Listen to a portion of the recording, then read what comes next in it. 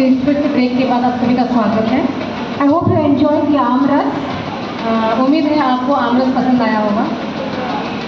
किसको पसंद नहीं आया? किसको पसंद नहीं आया? ये सबको पसंद आया। I enjoyed it. Thank you Monica for the aamras. It was nice.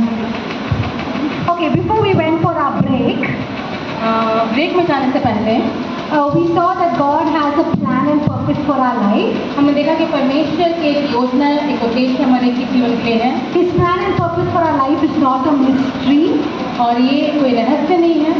He reveals His plan and purpose for our life. वो अपने उद्देश्य और योजना को हम पर प्रकट करता है। His plan and purpose for our life is good.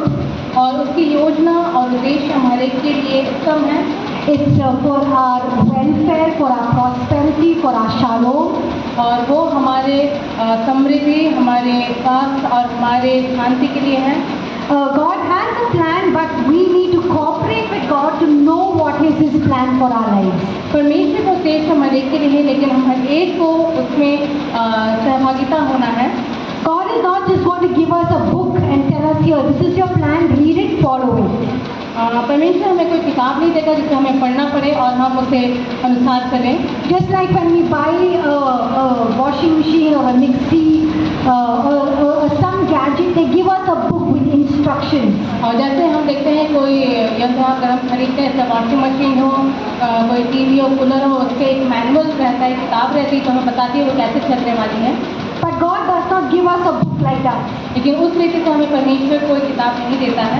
We need to cooperate with God to find out what is His plan for our life. हमें परमेश्वर के साथ मिलकर कार्य करना है ताकि हम उसके उद्देश्य को अपने जीवन में प्राप्त करें। And how do we do that? और ये हम कैसे करेंगे? कैसे करेंगे? How do we know God's plan for our life? हम कैसे जानेंगे कि परमेश्वर की योजना हमारे के जीवन के लिए क्या है? First one is, yes, you need to pray. What do you pray? सबसे पहले हमें क्या करना है? प्रार्थना। और हमें क्या प्रार्थना करना है? Do we pray, God, show me your plan, give me your plan, give me your plan, give me your plan? क्या हम परमेश्वर से कहें कि परमेश्वर अपना उद्देश्य, अपनी योजना हमारे के लिए दीजिए? Do we do that? क्या हमें ये करने की जरूरत है? What does Paul tell us to do? Paul ने हमें क्या करने को कहा है? He asks us to pray that we will be filled with the knowledge, spiritual knowledge, wisdom and understanding of God's will. पौलुस ने हमें कहा कि हम परमेश्वर से प्रार्थना करें कि वो हमें अपने समझ, अपने बुद्धि ज्ञान से, आत्मिक ज्ञान से हमें भरे। The second thing is what? First thing is pray. Second thing is, पहले प्रार्थना की और दूसरी बात क्या है?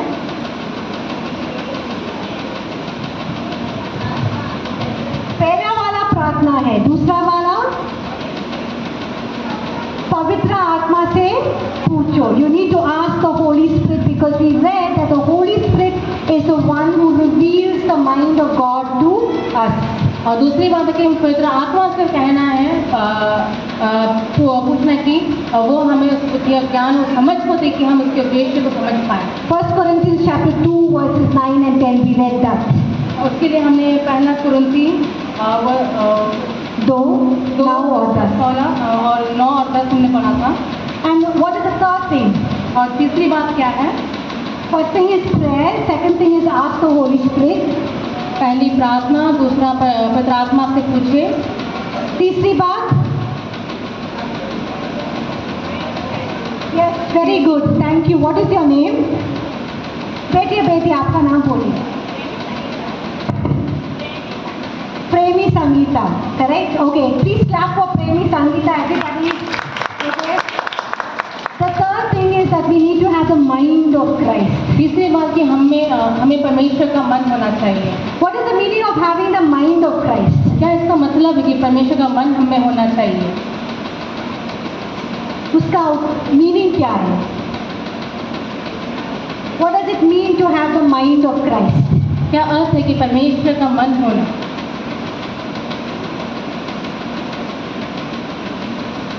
Having the mind of Christ means that we can know the plans, the thoughts, the will of God very clearly and accurately. That's what it means.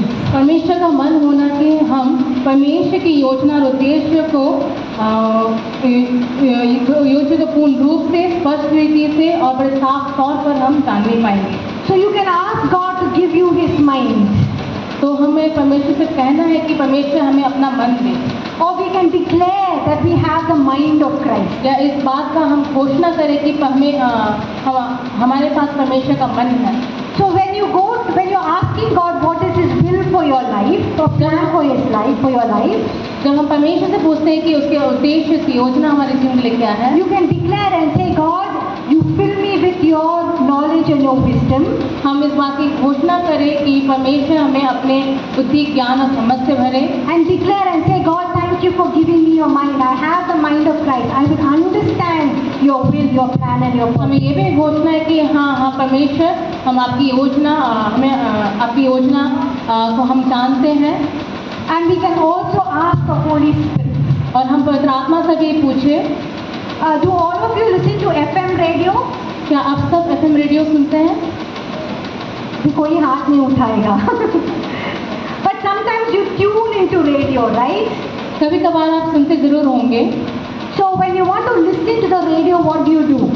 और जब आप इस रेडियो को सुनते हैं तो आप क्या करते हैं? क्या करते हैं? You tune in, you choose the channel that you want. आप चुनते हैं कि आपको क्या सुनना है। Sometimes if you want to watch TV, you choose the channel which you want. कभी आपको टीवी में क्या देखना है, आप उस चीज़ को आप सुनते हैं And you tune into that channel और उसी चैनल को आप देखते भी हैं and you listen to it. और आप सुनते भी हैं।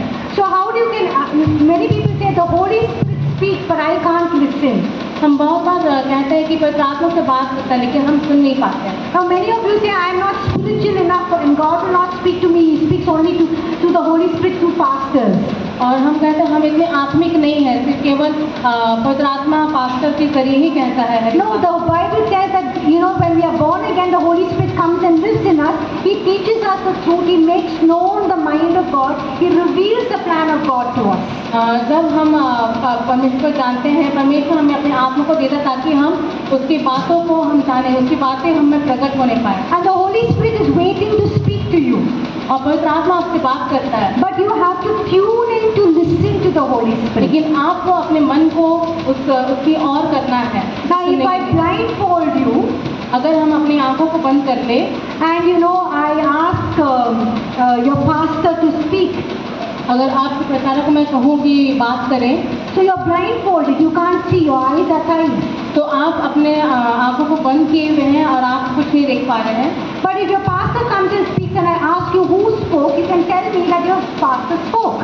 और जब मैं आपको प्रचारक को कहूँ कि आके बातें करें तो आप कह सकते हैं कि हाँ मेरे प्रचारक ने बात किया।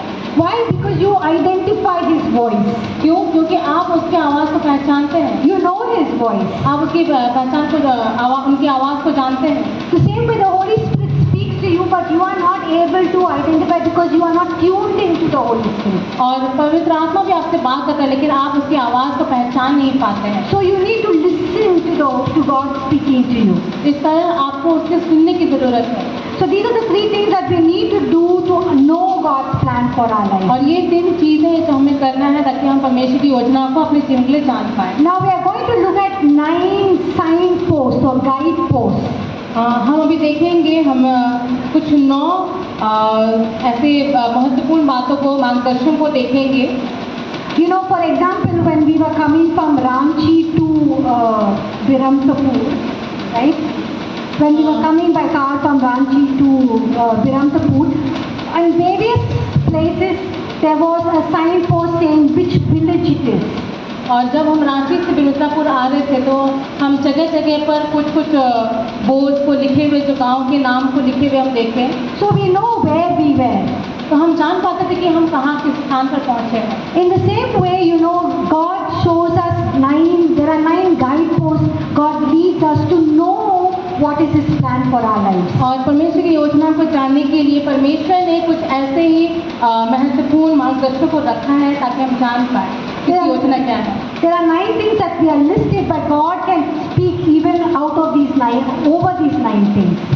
और परमेश्वर इसे कुछ और अधिक भी हमसे बात कर सकता है, Because God works in different ways. क्योंकि परमेश्वर अलग रीति से काम करता है। But I'm going to show you some 9 ways or 9 signposts or guideposts that God will guide you to know His plan and will. लेकिन मैं आपको कुछ 9 महत्वपूर्ण मार्गदर्शकों को बताऊंगी जिसके द्वारा परमेश्वर हमें अपनी उनकी योजनाओं को जानने में सहायता करते हैं।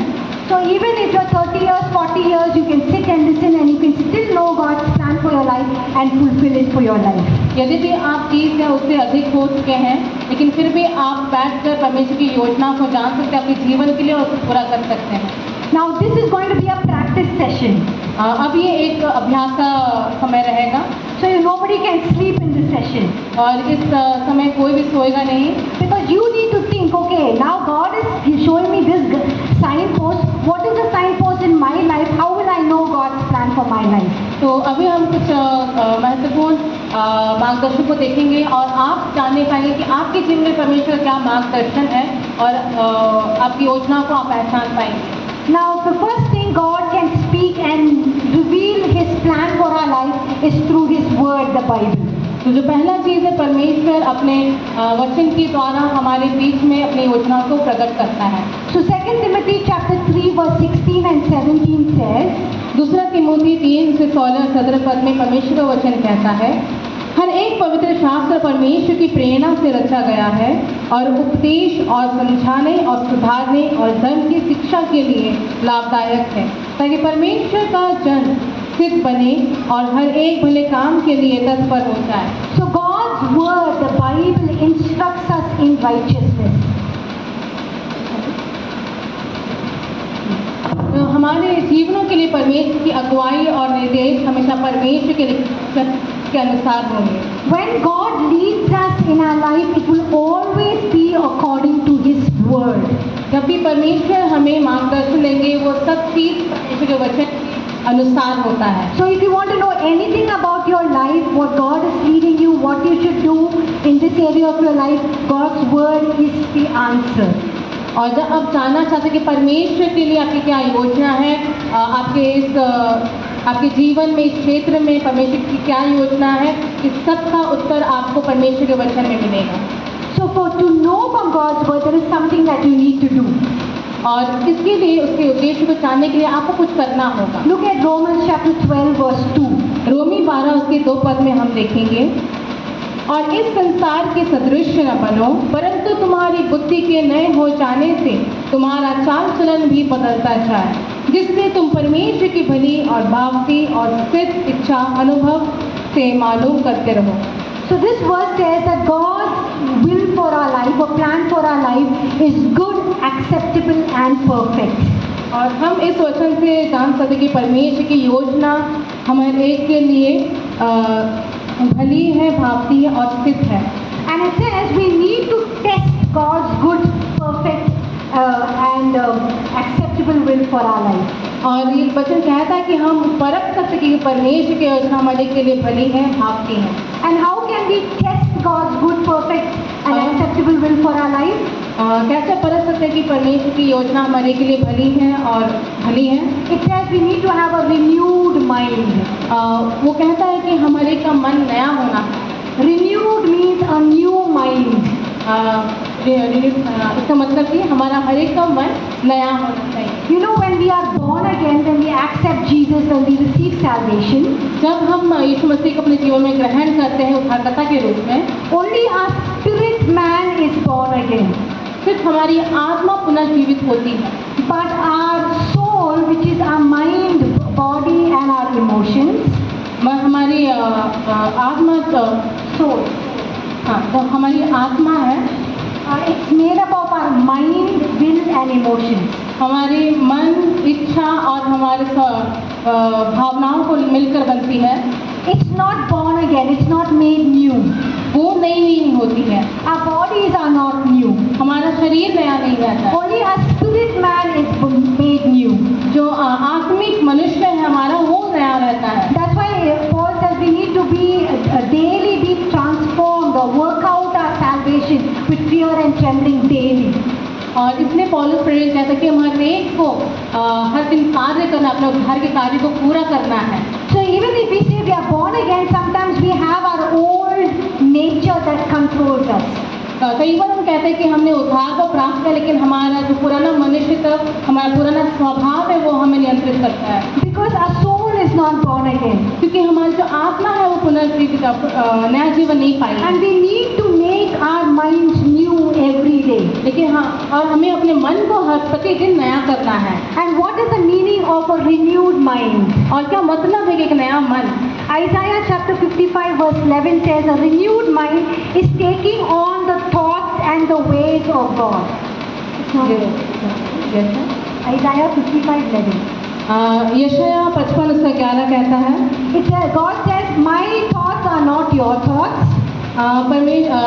तुम्हारा मन में जो तुम्हारे विचार है वो मेरे विचार नहीं है, My plans are not your plans. तुम्हारी जो योजना है वो मेरी योजना नहीं है। So how do we make God's plans our plans? How do we make God's thoughts our thoughts? कैसे हम उसकी योजना को अपनी योजना और उसके विचार को अपने विचार बनाते हैं? Only when our mind is renewed. जब हमारा मन नया हो जाता है। How can we renew our minds? कैसे हम अपने मन को नया करते हैं? How can we make our minds new?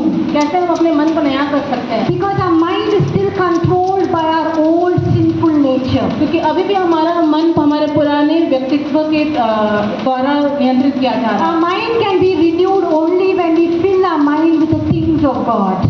हमारा मन तभी नया हो सकता है जब अपने मन को परमेश्वर के वचन से भरेंगे। If our mind is constantly be filling with the things of this world, और जब लगातार संसार की बातें हमारे मन में हैं, or we're constantly watching TV or gossiping or talking this, that, going here, there, doing a lot of things, your mind is filled with the things of the world. और जो लगातार हम इधर उधर की बातें करते हैं, टीवी देखते हैं, या एक दूसरे से हम जो किसी की चुगली करते हैं, या सब इधर की बात जब हम करते हैं तो संसार की सभी बातें हमारे मन में रहती हैं। And that will relate in our actions. It will show in our actions. और वही बातें हमारे कार्य में भी प्रकट होती है। So some people say, I'm born again, but when you look at their actions are so sinful. It looks the same way as when they were not born again. और हम कहते हैं हमने उद्धार को पाया है, लेकिन उनके कार्य इस चीज़ को नहीं दर्शाती है। उनका जीवन वैसा ही है जो पहले उद्धार से पहले था। Why? Because their mind is still connected with the things of the world. क्योंकि उनका मन इस संसार से जुड़ा हुआ है। So how can we make our minds new? तो कैसे हम अपने मन को नया कर सकते हैं? When we are filling our mind with the word of God. जब हम अपने मन में परमेश्वर के वचन को भरते हैं। So when we fill our mind with the word of God, और जब हम अपने मनों में परमेश्वर के वचन को डालते हैं, how do we fill it with our mind of the word, the Bible, the words in the Bible in our minds? कैसे हम परमेश्वर के वचन को अपने मन में डालेंगे? When we are constantly reading the word of God, जब हम लगातार उसके वचन को मनन करेंगे, and we are thinking about it, जब उसके बारे में हम सोचते हैं, which means meditation. मतलब है अध्ययन करना। Meditation in today's world is to empty your mind. जब हम अध्ययन करते समय हमें पहले अपने मन को पूरा खाली करना है। That is what the world says. ये वचन कहता है।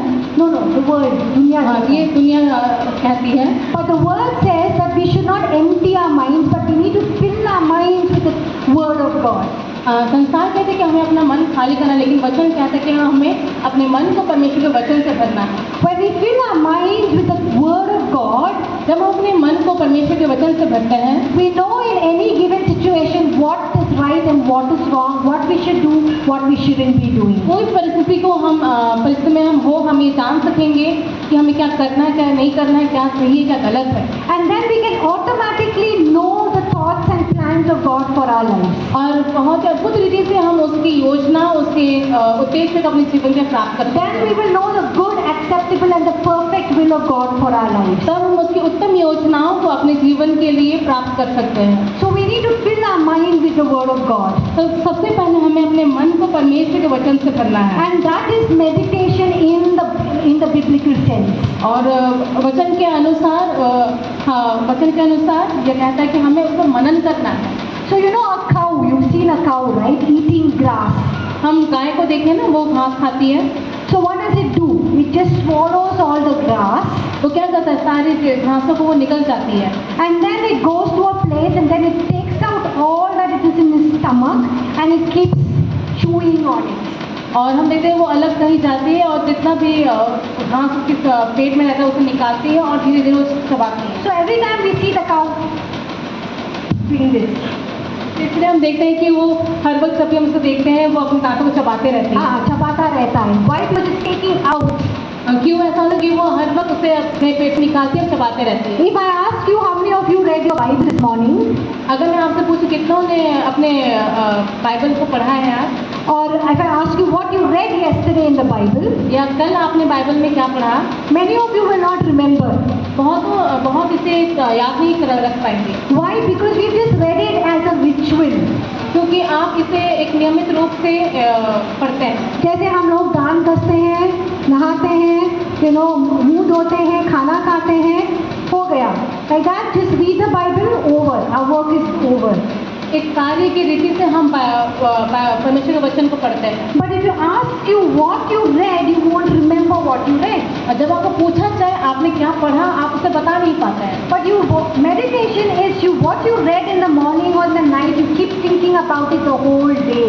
लेकिन मनन करना क्या होता है कि हम जो वचन पढ़ते हैं उसे दिन रात अपने मन में से सोचे, उसे ध्यान करें। And when you fill your mind with the word of God, और अपने मन को उसके वचन से भर दें, then when you face a situation, you know what God wants you to do then. और कोई परिस्थिति जब आपके जीवन में आती है, आप जान सकेंगे कि परमेश्वर इस स्थिति में क्या करेगा।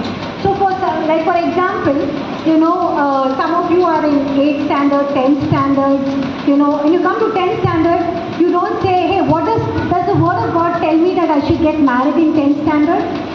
जब उदाहरण के तौर पर मैं बताना चाहती हूँ, जब हम 8 या 10वीं क्लास में हम आते हैं, क्या परमेश्वर का वचन हमें होता है कि अभी हमें शादी कर लेनी है। I finished 10th standard, can I marry? Where does it say in the Bible? क्या वचन में कहीं ऐसा लिखा है कि अभी आपने 10वीं क्लास कर ली है, अभी आप शादी कर लीजिए। No, the Bible does not say exactly when you need to get married. परमेश्वर का वचन सटीक रूप से नहीं कहता है कि आपको कब शादी करना है। But if you read the Bible, you know that Ecclesiastes chapter 3 says there's a time and season for everything. Ecclesiastes. आप देखेंगे सगोपदेशक उसका 3 में कि वहाँ पर रहता है हर एक चीज़ों का एक समय होता है। It's time to be born, a time to die. उत्पन्न होने का भी एक समय है और मरने का भी एक समय है। A time to sow seed and a time to reap it. और बीज बोने का भी और उसे काटने का भी एक समय है। A time to sleep and a time to wake up. सोने का उठने का समय है। So there is a time for everything. और हर एक चीज़ों का समय है। So we know that 10th standard is not a time that God wants us to get married. और हम इससे जान सकते कि ये 10वीं में होकर परमेश्वर नहीं कहता कि हम शादी कर लें। God has great plans for us to fulfill. परमेश्वर के लिए हमारे के लिए बहुत योजना है, उत्तम योजना है पूरा He करने के wants लिए। us to study. He wants us to become mature. वो चाहता है कि हम पढ़ाई करें और परिपक्व बने। So you want to get married now. लेकिन आप चाहते हैं कि हम शादी करें। Maybe it's your age, you're 23, 24, you want to get married. हो सकता है कि 22 से 24 की उम्र में आप शादी करें, आप ये सोचते हैं। And you're looking for a boy or a girl to get married. और आप किसी लड़के को देख रहे हैं कि हम शादी करें। Or maybe in the workplace, in your neighborhood, you see a very smart boy or a very beautiful girl. अपने कार्य क्षेत्र में, अपने पड़ोसी में आप किसी एक ऐसे लड़के को देखते हैं जो बहुत ही खूबसूरत है And you want to get married to that person. और आप चाहते हैं कि आप उससे शादी करें। And you fall in love with that आप person. उससे प्रेम कर बैठते हैं And later on you realize that this boy is not a believer. और आप बाद में आपको पता चलता है कि ये व्यक्ति विश्वासी नहीं है। And then you want to know what is God's will, whether God wants you to get married, to come to your pastor. और तब आप ये जानने की इच्छा करते हैं कि क्या परमेश्वर चाहता है कि मैं विवाह करूं, और इसके लिए आप अपने पास्टर के पास आते हैं। And you want to tell your pastor you want to get married to this boy or girl. और आप अपने पास्टर से पूछते हैं क्या परमेश्वर चाहता है कि मैं इस व्यक्ति से शादी करूं। And you're praying that the pastor will not ask you this question, is that boy a Christian, is he a believer? और आप ये प्रार्थना करते हैं कि आपके पास्टर आपको ये ना पूछे कि एक विश्वासी है या नहीं है। And then your pastor asks, is he a believer, which church he goes to? और जब आपके पास्टर से पूछते हैं कि वो एक विश्वासी है, वो किस कलीसिया में जाता है, Then you are, oh my God, what do I tell him now? तो तब आप अफसोस करते हैं, अरे अब मैं क्या बताऊँ पास्टर को। And then you tell him, no, he is not, but I'm going to get married to him and I'm going to make him a believer. और आप पास्टर से कहते हैं कि नहीं वो विश्वासी नहीं है, लेकिन मैं उसी से शादी करना चाहती हूँ और मैं उसे एक विश्वासी बनाऊंगी। And the pastor says, do you know what the Bible says? तो आपकी पास्टर क्या कहते हैं, आप नहीं जानते कि परमेश्वर वचन क्या कहता है। But you saying the Bible doesn't say anywhere that who to marry, who not to marry. लेकिन आप कहेंगे कि वचन में कहीं तो ऐसा नहीं लिखा है कि हमें किससे शादी करनी चाहिए, किससे नहीं करनी चाहिए। But your pastor opens the 2 Corinthians chapter chapter 6 verse 14 and 15. लेकिन आप खास से कहेंगी कि Practical exam.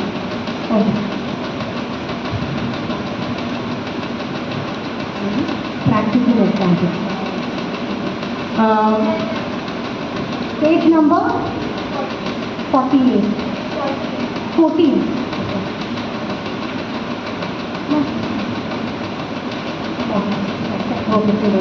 हम सेकंड कुरिन्थी 6:14-15 में देखेंगे।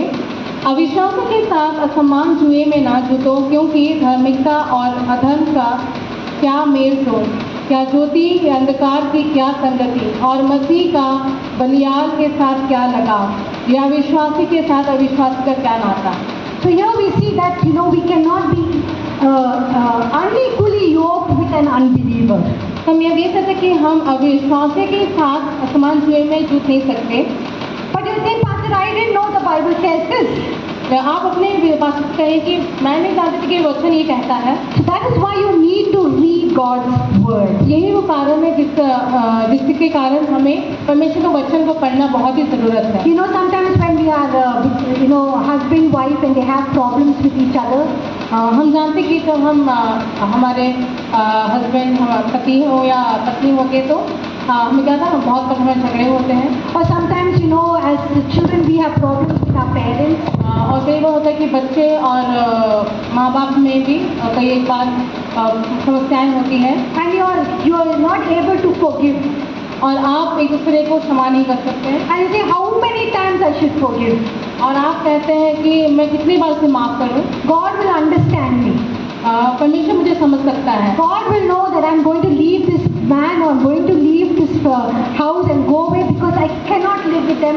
How many times I should forgive? How many times I should be patient? आप कहेंगे कि परमेश्वर जानता है कि मैं बहुत समस्या में हूँ, मैं कैसे इसे माफ़ करूँ। परमेश्वर को समझता है।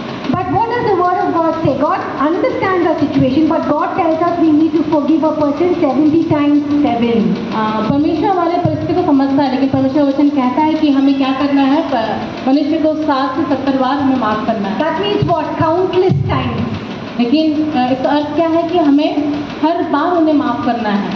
For example, if you're married, जैसे उदाहरण के तौर पर जब आप शादी करेंगे and you are serving the Lord, you're very happy, और आप सेवकाई कर रहे हैं, आप बहुत आनंदित हैं, and your husband is not in the Lord, he's doing something else, और आपके जो पति हैं वो इस सेवकाई में नहीं है और कुछ और कर रहे हैं, and you are coming to church, you are in the ministry, you're serving God, और आप कलीसिया में आ रहे सेवकाई कर रहे हैं, and you see another young man and he's also serving the Lord with great zeal and great passion, और आप एक और ही व्यक्ति को देखते हैं जो कलीसिया में आके परमेश्वर की सेवकाई को बड़ी उत्साह के रूप में कर रहे हैं, and you think both of you as a team can do so well, और आप देखते हैं कि आप दोनों मिलकर बहुत ही अद्भुत तरीके से काम कर सकते हैं, and you're thinking that your husband has nothing to do with God, he's doing his own way, so let me divorce him. और आप सोचते हैं कि मेरे पति को परमेश्वर से कोई नाता ही नहीं है, और मैं चाहूँगी कि मैं उसे तलाक दे दूँ। And God will be happy because we too, this man, he's also serving God, I'm also serving God, we can do great things for God. और हम सोचते हैं कि परमेश्वर इस बात से बहुत खुश है कि मैं इस व्यक्ति के साथ मिलकर परमेश्वर की सेवकाई को कर रही हूँ। And you think that is what God wants you to do, so he's leading you to this man. और आप सोचेंगे कि यही परमेश्वर हमसे चाहता है और परमेश्वर मेरी अगुवाई कर रहे हैं इस व्यक्ति की ओर। But what does the word of God say? The word of God says in Malachi chapter 2 verse 16 that God hates divorce. और लेकिन परमेश्वर क्या चाहता है? परमेश्वर का वचन कहता है मलाकी 2:16 में कि परमेश्वर तलाक से नफरत करता है। So we also see, and I'll give you another example. मैं आपको एक उदाहरण दूंगी। You're in a job, you're working, आप कार्य क्षेत्र में हैं, and you can make a lot of extra money without your boss or the person who is senior knowing. You can take a lot of money and nobody will know. आप सोचते हैं कि आप बहुत ऊपरी कमाई कर सकते हैं और कोई आपको देखेगा नहीं, कुछ बोलेगा नहीं, Nobody can catch you. आपको कोई पकड़ नहीं सकता है, And you try to spiritualize it. और आप उसे बड़ा धार्मिक रूप देते हो, And you're saying, God, I'm making maybe 5,000 rupees extra money by cheating. और आप कहते हो कि मैं कुछ 5,000 और अधिक कमा सकता हूँ दूसरों को धोखा देकर or taking bribe. या किसी प्रकार से घूस लेकर। And then you say, God, I am going to give 2,500, half that money to the church. और वो आप कहते हो कि उसमें से आधा कुछ पैसा मैं कलीसिया में दे दूंगा And half money I will keep. और उसका आधा मैं रखूंगा। And you think God is going to be very pleased because you're giving half that money to the church. और आप सोचेंगे कि परमेश्वर इस बात से बहुत खुश है कि उसमें से आधा जो पैसा है आप कलीसिया को दे रहे हो। Because you think God doesn't mind because anyway I'm helping the church. और आप सोचते होंगे परमेश्वर इससे बहुत खुश है क्योंकि किसी भी तौर तरीके से आप कलीसिया में सहायता दे रहे हैं। But the word of God says that we cannot steal. लेकिन परमेश्वर का वचन कहता है कि हमें चोरी नहीं करना है। And one of the 10 commandments says that you shall not steal. और परमेश्वर की जो 10 आज्ञा है हमें कहती है कि हमें चोरी नहीं करना है। Look at what Ephesians chapter 4 verse 28 says. आप देख सकते हैं एफिसी 4 उसके 28 पद में परमेश्वर का वचन क्या कहता है। चोरी करने वाला फिर चोरी ना करे वरन भले काम करने में अपने हाथों से परिश्रम करे, इसलिए कि जिसे आवश्यकता हो उसे देने को उसके पास कुछ हो। So you see that in various instances there, whatever we do, God has an answer for us in His Word. His Word shows us what is right and what is wrong. हम देख सकते हैं कि हम जो कुछ करते हैं उन सभी बातों के लिए परमेश्वर के वचन में उसका उत्तर है और वो हमें सहायता करता है कि क्या सही क्या गलत है इस बात को समझने में। So if you want to have any answer from God about your life, your situation, read God's Word and pray. अगर आप चाहते हैं कि आप जाने परमेश्वर की क्या इच्छा है आपके जीवन के लिए, आपकी परिस्थिति के लिए, तो परमेश्वर के वचन को पढ़े। Because God loves to speak to you. क्योंकि परमेश्वर आनंदित होता है कि वो आपसे बात करे। God wants to help you. परमेश्वर आपकी मदद करना चाहता है। God wants to change your situation. परमेश्वर आपकी परिस्थिति को बदलना चाहता है। God sees your difficulties and He wants to pull you out of that difficulty. परमेश्वर आपके परिस्थिति, आपकी समस्या को देखता है और उससे आपको निकालना चाहता है। And one thing He does is He speaks through His Word. और वो एक काम करता है कि वो अपने वचन के द्वारा आपसे बात करता है।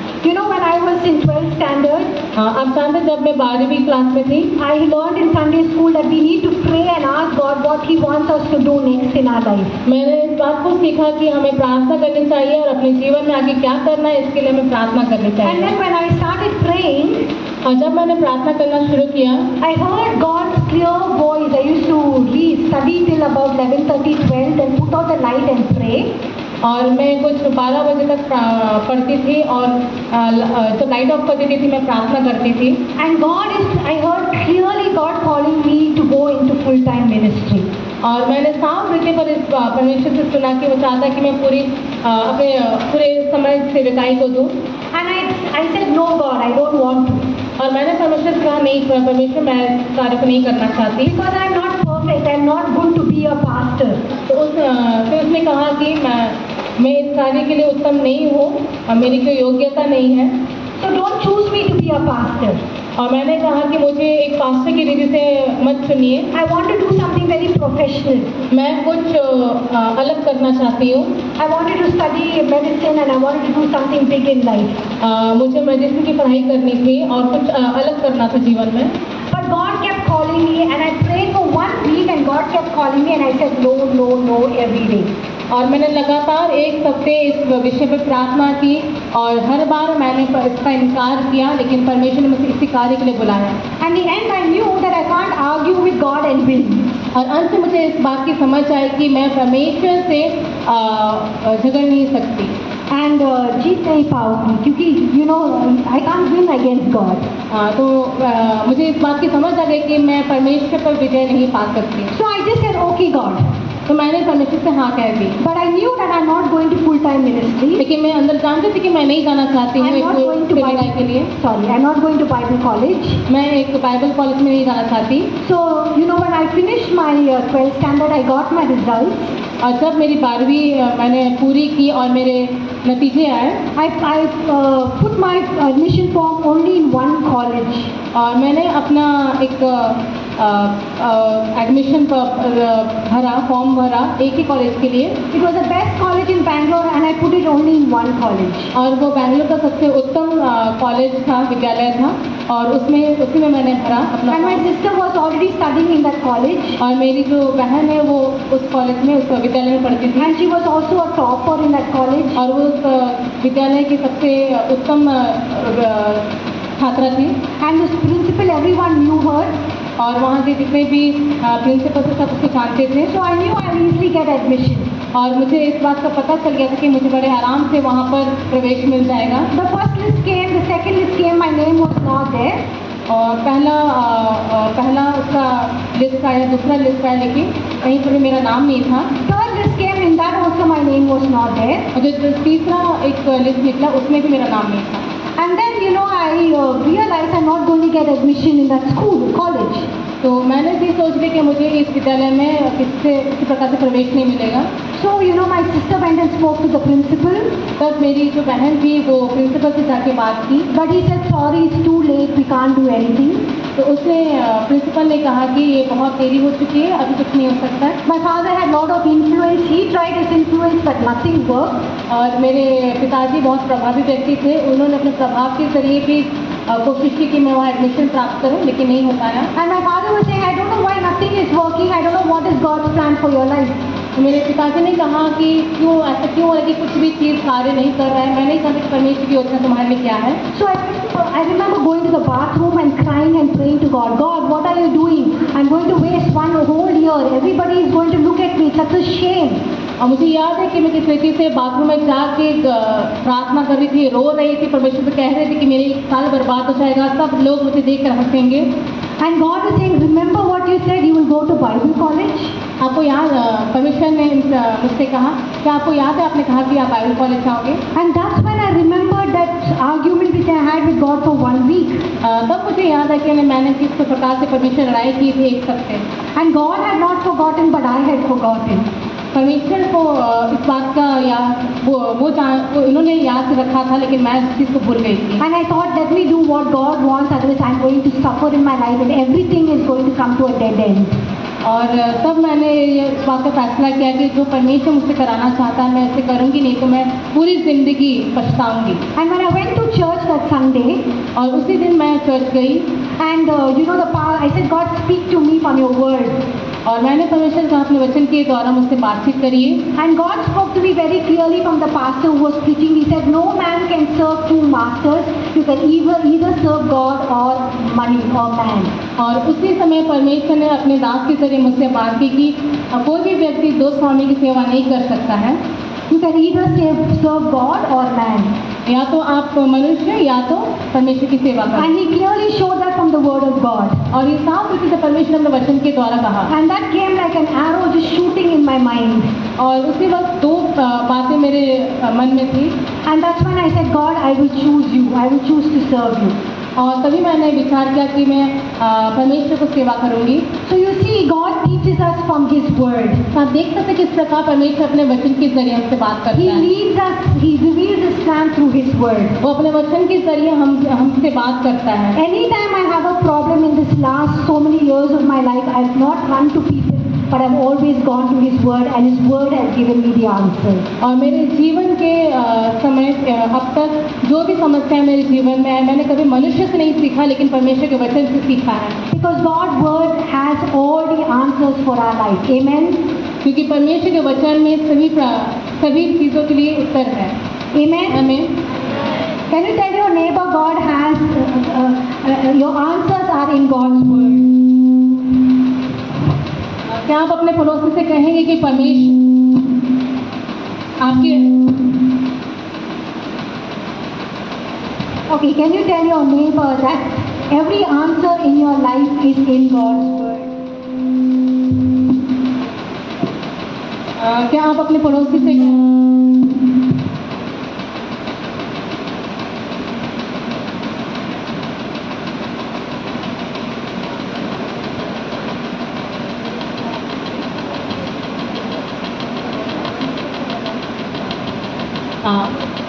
तो परमेश्वर के वचन में हर एक चीज़ों का उत्तर है।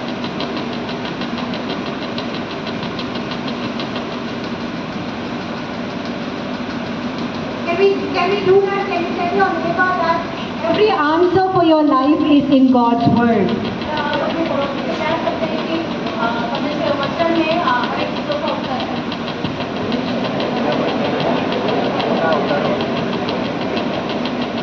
Thank you. जी हाँ So the first way you can know God's plan for your life is through His word.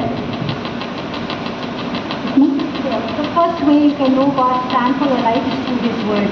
तो पहला क्या है कि हम परमेश्वर की योजना उद्देश्य अपने जीवन के लिए परमेश्वर के वचन के द्वारा जान सकते हैं। The second thing is through seed